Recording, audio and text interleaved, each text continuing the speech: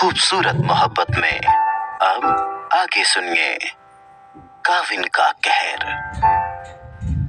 और वहीं सुभाष जी घर की खिड़की के बाहर अपने भाई को मरते हुए देख रहे थे। वो भी अंदर ही अंदर छटपटा रहे थे, पर मंदिरा और रानी जी ने उन्हें पकड़ के रखा था। वो फूट फूट कर रो रहे थे। रानी जी आंखों में आंसू लिए, आप कहीं नहीं जाओगे, वो आपको नहीं छोड़ेगा। मंदिरा उनके सीने से लग कर रोते हुए, नहीं पापा, मैं आपको नहीं खो सकती। चाचा चाची को उसने मार दिया, मैं आपको नहीं जाने दूंगी। सुभाष जी किसी की भी सुनने को तैयार नहीं थे। वो दौड़े और आगे की तरफ आने को हुए। रिवाज काविन की तरफ गुस्से भरी नजर से देखते हुए, औरत की आह से डर, उसकी आह में बहुत ताकत है। तुम जैसे दरिंदे आज तक बच नहीं पाए, तो तुम क्या बचोगे? तुम्हारी मौत जल्द आएगी, और ऐसी आएगी ना कि तुझे संभलने का मौका भी नसीब नहीं होगा। काविन गुस्से से जबड़ा भींचते हुए, हर एक को खाक करके रख दूंगा, जैसे अब मैं आपको करने वाला हूँ ससुर जी। तभी काविन ने अपनी जेब से एक लाइटर निकाला। उसने होठों के बीच सिगरेट सुलगाई और रिवाज की आंखों में आंखें डालकर बोला, स्वाहा। उसने झट से रेवती और रिवाज की ओर लाइटर उछाल दिया। सुभाष जी वहां पहुंच पाते कि उससे पहले ही एक लाइटर की जलती हुई लौ ने पूरे घर को आग लगा दिया। रानी जी और मंदिरा ने उन्हें पीछे खींच लिया और पूरे घर को जलते हुए देखने लगे। उनके भैया भाभी जलकर राख हो चुके थे। काविन ने पहले से ही पूरे घर के ऊपर पेट्रोल डालकर रखा था, इसीलिए आग ने सीधा रेवती और रिवाज को जलाकर भस्म कर दिया। मनाली की चीख निकल गई। उसने आग में कूदने के लिए कदम बढ़ाए कि तभी काविन ने उसे पीछे से जकड़ लिया। मनाली चिल्लाते हुए, माँ, पापा, मेरे माँ पापा को कोई बचाओ, छोड़ो मुझे। मनाली लगातार चिल्लाती रही, पर काविन ने एक इंजेक्शन उसके हाथ पर लगा दिया और उसके लगते ही थोड़े पल छटपटाने के बाद वो वहीं लड़खड़ाकर गिर गई। वो अपनी आधी अधूरी खुली आंखों से बोली, मेरा भाई, मेरे माँ पापा को भी मुझसे छीन लिया, मैं अनाथ हो गई, मुझे मेरे पापा के पास जाना है, छोड़ दो मुझे। मनाली कमजोर हो चुकी थी। दवाई का असर उस पर भारी पड़ रहा था। सुभाष जी और रानी जी के साथ मंदिरा भी उसकी ये हालत देखकर रोए जा रही थी। मनाली उस आग को देख रही थी जिसमें उसकी जिंदगी खाक हो चुकी थी। काविन ने उसे उठाया और गाड़ी में बिठा दिया। मनाली चाह कर भी हिल नहीं पा रही थी। उसकी आंखों से आंसू नहीं थम रहे थे। आज उसका सब कुछ लुट चुका था। रिवाज और रेवती भी वहीं राख बन चुके थे। सुभाष जी, रानी जी और मंदिरा उसे जाते हुए देखने लगे। आखिर मनाली से उसका सब कुछ छिन गया था। क्या कुछ नहीं किया काविन से बचने के लिए, पर कोई उसे बचा नहीं पाया। आखिर काविन का कहर अब उस पर बरसने वाला था। वो उसे अपने घर लेकर आया। मनाली की हालत ऐसी थी कि वो ठीक से आंखें खोल भी नहीं पा रही थी। काविन उसे उठाकर अपने कमरे में ले आया। मनाली दर्द से करहा रही थी। काविन ने अपना कमरा लॉक किया और लाइट्स बंद कर दी। उसे मनाली को देखकर रिवाज की बातें याद आ गई। वो बेड पर आया और मुस्कुराकर मनाली की तरफ झुक कर बोला, तुम्हारे बाप ने मुझे मजबूर कर दिया मनाली। अब मैं चाह कर भी तुम्हें अपना नहीं बना सकता, पर कोई बात नहीं, बेटर आइडिया है मेरे पास। मनाली थकी हुई नजरों से उसे देखती रही।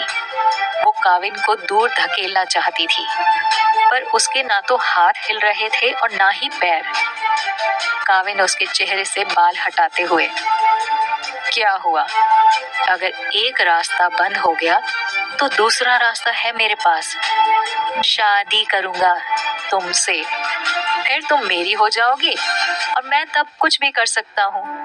इतना कहते ही वो हंस गया, काविन उसे गुस्से भरी नजरों से देखते हुए। पर तब तक थोड़े मजे तो ले ही सकता हूँ, तुम तो मेरी ही होने वाली हो। पर फिर भी ससुर जी की बात पर टिका रहूंगा। एक ही बार में उनका कहा गया वो शब्द मुझ पर लागू नहीं होगा और मैं अपनी हवस को भी थोड़ा शांत कर लूंगा। अब थोड़ा तैयार हो जाओ, थोड़ा दर्द सहने के लिए। काविन उसके कानों पर होंठ रखकर हंसने लगा। मनाली रोते हुए लड़खड़ाती जबान से, प्लीज छोड़ दो, मुझसे बर्दाश्त नहीं हो रहा। काविन उसके चेहरे को पकड़ते हुए, बर्दाश्त करना पड़ेगा क्योंकि तुमने भी मुझे बहुत तकलीफें दी हैं। थोड़ा मेरा दिया गया दर्द भी सह लो तो मेरे दिल को सुकून मिल जाएगा। हाँ? ये कहकर काविन ने गुस्से से उसकी ड्रेस को पकड़ा और जोर से खींच लिया। काविन की हैवानियत की कोई हद नहीं रही। कमरे में सिर्फ मनाली की चीखें उसे सुनाई दे रही थी। उसने उसे झंझोड़ कर रख दिया था। उसने मनाली के जिस्म का एक भी हिस्सा नहीं छोड़ा। मनाली कमजोर हो चुकी थी। आज से पहले उसे इतनी कमजोरी कभी महसूस नहीं हुई थी। आखिर काविन का कहर उस बंद कमरे में बरस रहा था। थोड़ी देर बाद काविन ने उसे छोड़ा और हल्का सा मुस्कुराकर उसे देखने लगा। वो बेड से उठा और उसने अपनी शर्ट पहनी। मनाली अपनी बंद आंखों से रो रही थी। काविन उसके पास आया और झुक कर बोला, इसमें रोने वाली कौन सी बात हो गई? अब से रोज इस दर्द को सहना पड़ेगा तुम्हें मनाली। आदत डाल लो अब। इस दर्द से आजाद नहीं हो सकती तुम। काविन ने इतना कहते ही उसके ऊपर कंबल फेंक कर मारा और जोर जोर से हंसने लगा। वो बाहर चला गया। मनाली फूट फूट कर रो पड़ी। उसे अपनों की याद आने लगी। उसके पैरों में भयानक दर्द उठने लगा था। वो उठने की कोशिश करने लगी पर सब नाकाम हो गया। आखिर वो थक हार कर वहीं रोते रोते सो गई। 4 दिन बीत चुके थे। काविन रोज की तरह मनाली के साथ जबरदस्ती करता और रोज मनाली को दर्द सहना पड़ता। आखिर में वो कुछ नहीं कर पाती थी। वो पूरे तरीके से कमजोर हो चुकी थी। बिना दवाइयों के उसके पैर हिल भी नहीं रहे थे। काविन ने उसे इस कद्र कमजोर कर दिया था। बाहर की दुनिया भूल चुकी थी वो, पर उसने हिम्मत नहीं हारी थी। यहाँ मीनल और सक्रांत घर पहुंचे। उन्होंने घर का नक्शा देखकर ही अपने मुंह पर हाथ रख लिया। हर जगह जगमगाती लाइट्स की रोशनी पड़ रही थी। हर तरफ फूल लगे थे जैसे किसी की शादी की तैयारी हो रही हो। नील वहां सबको काम पर लगा रहा था। सक्रांत उनके पास आए और हैरानी से बोले, ये क्या हो रहा है नील? नील खुशी से, शादी हो रही है अंकल आपके बेटे की। सक्रांत इस बात से खुश हो या दुखी उन्हें समझ नहीं आ रहा था। सक्रांत हैरानी से बोलते हुए, इतने अचानक से शादी? किसके साथ? नील उनके कंधे पर हाथ रखते हुए, शादी लड़की से ही होगी ना अंकल, काविन से पूछ लीजिए, वो आपको बता देगा। सक्रांत काविन के पास ना जाकर कृष के पास गए तो कृष ने उन्हें सब बता दिया, पर उसने ये नहीं बताया कि मनाली के लिए उन्होंने कितनों की जान ली। सक्रांत और मीनल खुश नजर आ रहे थे और मनाली से मिलने की जिद कर रहे थे, पर काविन ने किसी को भी कमरे में जाने से मना कर दिया था। पर सक्रांत और मीनल को चैन नहीं था। वो फिर भी उस कमरे की तरफ बढ़े कि तभी काविन की आवाज आई, एक बार कहा ना कि कोई नहीं जा सकता इस कमरे में। जब शादी हो जाएगी तब देख लेना अपनी बहू को। मीनल कुछ बोलने को हुई कि तभी काविन गुस्से से चिल्लाते हुए कहता है, जाइए यहाँ से और दोबारा इस कमरे की तरफ मत देखिएगा। सक्रांत और मीनल को उसका ऐसा बर्ताव करना समझ नहीं आया।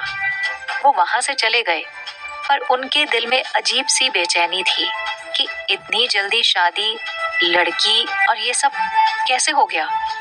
अगले दिन शादी फिक्स की थी। काविन ने सिर्फ पंडित और कुछ मेकअप आर्टिस्ट को आने की इजाजत दी थी, तो रात में ही उसकी तैयारी कर ली थी। रात को काविन कमरे में आया तो उसे मनाली बेड के कोने में बैठी हुई मिली। उसने दरवाजा बंद किया पर दरवाजा पूरे तरीके से बंद नहीं हुआ। मनाली ने उसे पास आते हुए देखा तो वो पीछे हट गई। वो धीमे धीमे कदमों से सीटी बजाते हुए मनाली के पास आ रहा था। मनाली की आंखों में फिर एक बार नमी उतर आई। इतने दिनों से काविन सिर्फ खुद की हवस मिटाने ही आता था। आज फिर से उसी काम को अंजाम देने से वो कमरे में आया था। वो मनाली के पास आकर बैठा और उसे अपनी बुरी नजरों से देखते हुए बोला, बस आज की रात और फिर कल सुबह तुम पूरी की पूरी मेरी हो जाओगी। मेरी इतने दिनों की मेहनत का फल बड़ा ही मीठा होगा और तब पता क्या होगा, मेरा पूरा हक होगा तुम पर। तुम ना भी कहोगी ना, फिर भी इस हक से आजाद नहीं हो पाओगी। मनाली आंखों में आंसू लिए भारी गले से, प्लीज आज के लिए छोड़ दो, मुझसे बर्दाश्त नहीं होता है, पैरों में बहुत दर्द हो रहा है। काविन हंसते हुए, अरे तो इसमें घबराने वाली कौन सी बात है, होता है। और मैंने कहा था ना कि आदत पड़ जाएगी तुम्हें, तो बस आदत पड़ रही है। अब तुम आज के दिन को छोड़ने की बात मत करना। मेरा मूड भी है और देखो मौसम भी वही है, चलो उठो। मनाली उठी ही नहीं। आज उसे खुद को बचाना था। वो रोते हुए बोली, नहीं प्लीज आज मुझे छोड़ दो। काविन उसके चेहरे को पकड़कर, रोना धोना बाद में, रात हो चुकी है और मुझे भी आराम से सोना है आज। तो नाटक मत करो, वरना तुम तो जानती हो कि मैं कैसा हूँ। ना कहोगी फिर भी वही करूंगा, और अगर हाँ कहोगी तो बहुत सारा प्यार करूंगा। मनाली उसका हाथ झटकते हुए बोली, तुम्हारा प्यार गंदा है, तुम भी गंदे हो, तुम्हारी सोच गंदी है। तुम एक घटिया इंसान हो जो सिर्फ किसी को इस्तेमाल करना जानता है। काविन के बर्दाश्त से बाहर हुआ तो उसने उसे उठाया और बेड पर धक्का दिया और जलती हुई आंखों से बोला, क्यों मुझे गुस्सा दिलाती हो? प्यार से समझाता हूँ, फिर भी तुम्हें अपनी तीखी जबान चलानी ही है। अब और एक शब्द नहीं, नहीं तो मुझे फिर से अपनी ताकत आजमानी पड़ेगी। काविन इतना बोलते ही बेड पर आया। मनाली ने अपने आंसू साफ किए और उसकी आंखों में शांत होकर देखने लगी। मनाली को शांत देखकर काविन हल्का सा मुस्कुराया, पर अगले ही पल मनाली ने उसके सीने पर जोर से लात मारी। काविन पीछे बेड से होते हुए सीधा जमीन पर गिर गया। मनाली वैसी ही उसकी तरफ जलती हुई आंखों से देखने लगी। काविन गुस्से से उठा और जबड़ा खींचते हुए बोला, तुम्हारी इतनी हिम्मत कि तुम मुझे लात मारो? शायद दवाई का असर खत्म हो गया, अभी देखोगी तुम मेरी दरिंदगी। काविन ने उसका पैर पकड़ा और गुस्से से खींच लिया। तभी मनाली ने फिर से उसके मुंह पर लात मारी। अब उसके पैरों में वो कमजोरी नहीं थी। उसे ये ताकत कहाँ से मिली, इसका अंदाजा तो नहीं लगाया जा सकता था। उसने टेबल से लैंप उठाया और काविन उसकी तरफ बढ़ने को हुआ कि तभी उसने वो लैंप उसके मुंह पर जोर से मार दिया। काविन के चेहरे पर खरोंचे आ गई। उसने जलती हुई आंखों से मनाली को देखा। काविन ने उसे जोर से पकड़कर दीवार से लगाया और उसका गला दबाते हुए बोला, इतनी हिम्मत आ गई तुम में कि अब तुम मुझ पर हाथ उठाओ। अभी देखो तुम मेरी हैवानियत, अब तुम्हें कोई नहीं बचा सकता मनाली। ये कहकर काविन ने उसे फिर से बेड पर धक्का दिया। मनाली ने फिर से उसे लात मारनी चाही, पर इस बार काविन ने उसका पैर पकड़ लिया और जोर से दबाने लगा। मनाली की चीख निकल गई। काविन ने उसे एक बार फिर से धक्का दिया और अपने हाथ बरसाने शुरू कर दिए।